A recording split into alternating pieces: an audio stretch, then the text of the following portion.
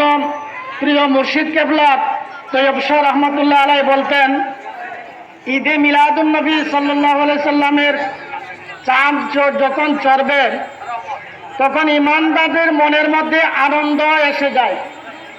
ঈদে মিলাদুন নবী সাল্লাল্লাহু আলাইহি সাল্লামের চাঁদ চড়ার পরে ইমানদারদের মনের মধ্যে আনন্দ এসে যায়, আর বেঈমান মুনাফিক কাফেরদের শয়তান দলদের মনের মধ্যে জ্বালা আরম্ভ হয়ে যায়, তাদের হিংসা আরম্ভ হয়ে যায়। পবিত্র কুরআনেও আল্লাহ বলেছেন, লাকাদ মান্নাল্লাহু আলাল মুমিনিনা ইয বাআসা ফীহিম রাসূলাম মিন আনফুসিহিম। আল্লাহ পবিত্র কুরআনেও বলেছেন যে আল্লাহ এই নবীকে ইমানদারদের জন্য পাঠাইয়া ইমানদারদের প্রতি আল্লাহ ইহসান করেছেন। যে ইমানদারদের প্রতি আল্লাহ ইহসান করেছেন ওই নবীরে পাঠাইয়া আমরা এই ইহসান, এই দয়া পায়া আমরা আনন্দিত কিনা?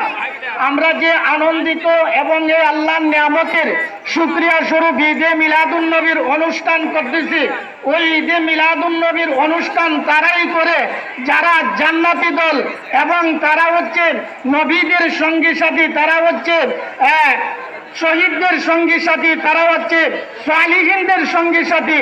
আল্লাহ সকলের আশা এবং সকলের এই আনন্দকে আল্লাহর রেজাবন্দি এবং রাসূলের প্রেমের উপর কবুল করুক। সকলে বলে আমিন। আসসালামু আলাইকুম ওয়া রাহমাতুল্লাহ।